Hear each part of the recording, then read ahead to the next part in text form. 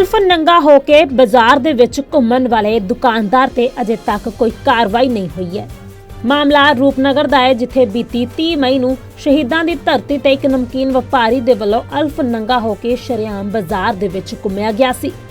ਸ਼ਰਮਨਾਕ ਹਰਕਤ ਦੇ ਬਾਅਦ ਉਕਤ ਨਮਕੀਨ ਵਪਾਰੀ ਤੇ ਬੰਦੀ ਟੁਕਵੀਂ ਕਾਰਵਾਈ ਨਾ ਹੋਣ ਤੋਂ ਬਾਅਦ ਸ਼੍ਰੀ ਚਮਕੌਰ ਸਾਹਿਬ ਦੇ ਜਾਗਦੀ ਜ਼ਮੀਰ ਦੇ ਲੋਕਾਂ 'ਚ ਕਾਫੀ ਰੋਸ ਪਾਇਆ ਜਾ ਰਿਹਾ ਹੈ। ਮੈਮ ਕੀ ਨਾਮ ਆਪਣਾ ਤੇ ਅੱਜ ਜਿਹੜਾ ਪ੍ਰੋਟੈਸਟ ਦੇ ਵਿੱਚ ਤੁਸੀਂ ਚਮਕੌਰ ਸਾਹਿਬ ਸ਼ਾਮਲ ਹੋਏ ਹੋ, ਕੀ ਕਹਿਣਾ ਇਸ ਘਟਨਾ ਨੂੰ ਲੈ ਕੇ?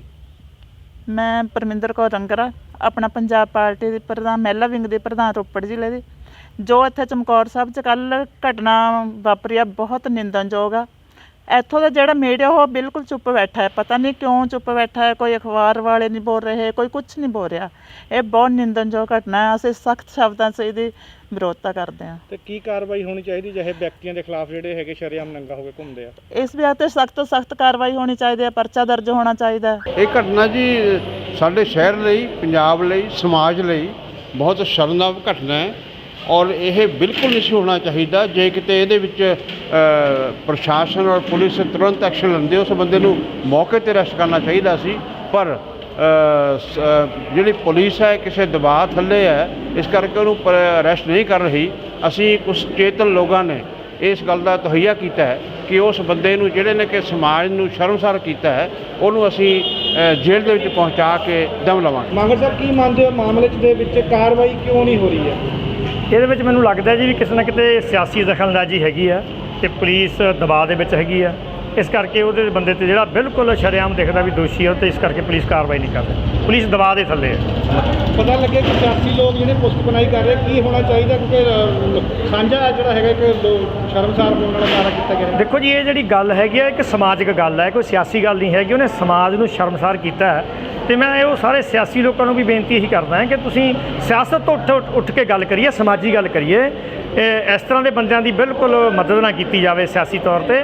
ਤੇ ਜੇ ਕੋਈ ਇਹੋ ਜਿਹੀ ਮਦਦ ਕਰਦਾ, ਮੈਂ ਕਹਿੰਦਾ ਲੋਕਾਂ ਨੂੰ ਵੀ ਇਹ ਗੱਲ ਸਮਝ ਲੈਣੀ ਚਾਹੀਦੀ ਹੈ। ਜਿਹੜੇ ਮਾੜੇ ਲੋਕਾਂ ਦੀ ਮਦਦ ਕਰਦੇ ਆ, ਫਿਰ ਉਹ ਲੋਕਾਂ ਨੂੰ ਸਮਝ ਲੈਣਾ ਚਾਹੀਦਾ ਕਿ ਲੋਕ ਉਹ ਗਲਤ ਬੰਦਿਆਂ ਦਾ ਸਾਥ ਦਿੰਦੇ। ਕੰਨੂ ਸਾਹਿਬ, ਜਿਹੜੀ ਰੋਸ ਰੈਲੀ ਕੱਢੀ ਗਈ ਆ, ਕਿਉਂ ਕੱਢੀ ਗਈ ਆ, ਕੀ ਕਾਰਨ ਕੀ ਆ? ਇਸ ਤਰ੍ਹਾਂ ਜੀ, ਇੱਥੇ ਸੋ ਕਾਲਡ ਪੱਤਰਕਾਰ, ਹੋ ਸਕਦਾ ਕਿਸੇ ਨਾ ਕਿਸੇ ਅਖਬਾਰ ਦਾ ਉਹਦੇ ਕੋਲ ਪਹਿਚਾਣ ਪੱਤਰ ਹੋਵੇ, ਉਹਦੇ ਉੱਤੇ ਕੋਈ ਅਪਰਾਧਿਕ ਮਾਮਲਾ ਦਰਜ ਹੋਇਆ ਸੀਗਾ, ਜਿਹਦੇ 'ਚ ਸਿੱਧਾ ਪੁੱਧਰਾ ਉਹ ਕਾਨੂੰਨ ਨੂੰ ਫੋਲੋ ਕਰਨ ਦੀ ਬਜਾਏ ਉਹ ਫੇਸਬੁੱਕ 'ਤੇ ਲਾਈਵ ਹੋ ਕੇ ਇੱਕ ਮੰਤਰੀ ਦੇ ਖਿਲਾਫ, ਕੈਬਨਿਟ ਮੰਤਰੀ ਦੇ ਖਿਲਾਫ ਬੜਾ ਬੋਲਿਆ ਤੇ ਸਥਾਨਕ ਜਿਹੜੇ ਪੁਲਿਸ ਅਧਿਕਾਰੀ ਸੀ ਉਹਨਾਂ ਦੇ ਖਿਲਾਫ ਬਹੁਤ ਬੋਲਿਆ।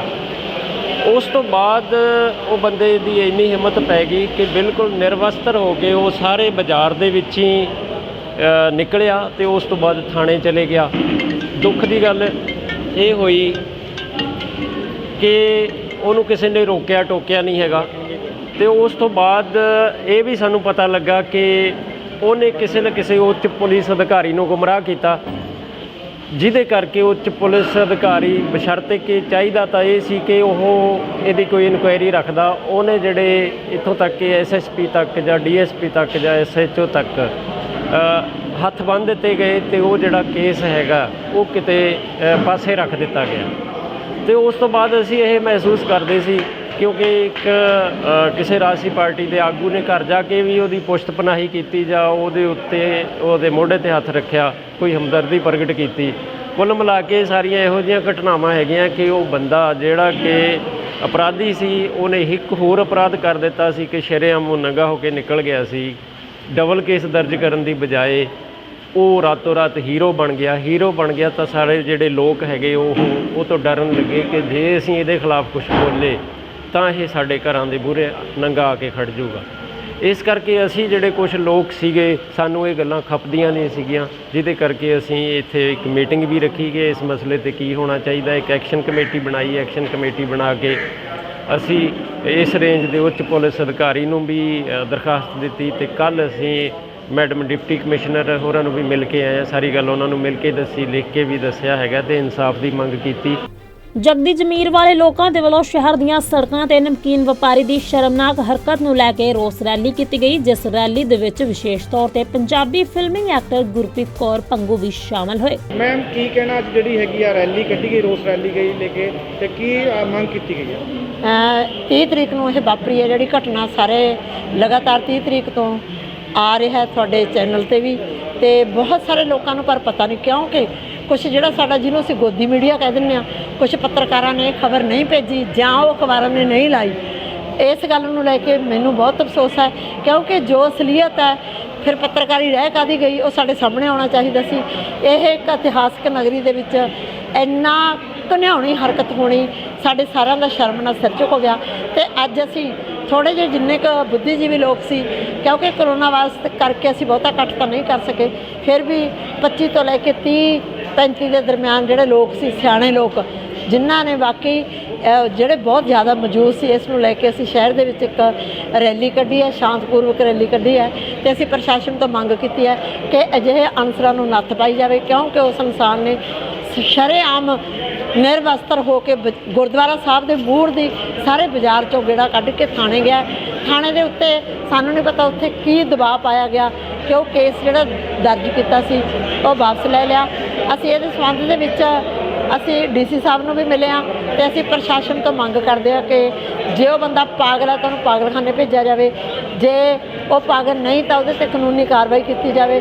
ਦੂਸਰੀ ਗੱਲ, ਇਸ ਘਟਨਾ ਤੋਂ ਬਾਅਦ ਵੀ ਉਸ ਬੰਦੇ ਨੇ ਲਾਈਵ ਹੋ ਕੇ ਚੈਲੰਜ ਕੀਤਾ ਕਿ ਕਰ ਲਓ, ਮੇਰਾ ਕੀ ਕਰਦੇ ਹੋ, ਮੈਂ ਤਾਂ ਇਸ ਤਰੀਕੇ ਨਾਲ ਕਰੂੰ। ਉਹ ਸਾਰੇ ਸਾਡੇ ਕੋਲ ਪ੍ਰੂਫ ਨੇ, ਸੀਡੀਜ਼ ਨੇ, ਲੋਕਾਂ ਨੇ ਅੱਗੇ ਤੋਂ ਅੱਗੇ ਸ਼ੇਅਰ ਕੀਤਾ ਹੈ। ਪਰ ਜਿਹੜਾ ਸਾਰਾ ਚਮਕੌਰ ਸਾਹਿਬ ਦਾ ਇਲਾਕਾ ਹੈ ਇਹ ਸਦਮੇ 'ਚ ਸੀ, ਚੁੱਪ ਸੀ, ਬਹੁਤ ਲੋਕ ਡਰ ਗਏ ਸੀ ਤੇ ਸਾਨੂੰ ਇਹ ਲੱਗਦਾ ਸੀ ਕਿ ਅਸੀਂ ਕੁਝ ਲੋਕ ਹਾਂ ਜਿਹੜੇ ਅੱਗੇ ਹੋ ਕੇ ਉਸ ਚੁੱਪ ਨੂੰ ਤੋੜੀਏ ਤਾਂ ਕਿ ਲੋਕਾਂ ਅੱਗੇ ਤੋਂ ਕੋਈ ਹਰਕਤ ਹੁੰਦੀ ਹੈ ਲੋਕ ਡਰਨ ਨਾ, ਸਗੋਂ ਇਹੋ ਜਿਹੇ ਅਨਸਰਾਂ ਨੂੰ ਨੱਥ ਪਾਈ ਜਾਵੇ। ਇਸ ਰੈਲੀ ਦੇ ਦੌਰਾਨ ਜਿੱਥੇ ਸ਼ਹਿਰਾਂ ਦੇ ਲੋਕਾਂ ਨੂੰ ਪੋਸਟਰ ਵੰਡੇ ਗਏ, ਉੱਥੇ ਹੀ ਪੁਲਿਸ ਪ੍ਰਸ਼ਾਸਨ ਨੂੰ ਮੰਗ ਕੀਤੀ ਗਈ ਕਿ ਇਸ ਮਾਮਲੇ ਦੇ ਵਿੱਚ ਬਣਦੀ ਕਾਰਵਾਈ ਕੀਤੀ ਜਾਵੇ।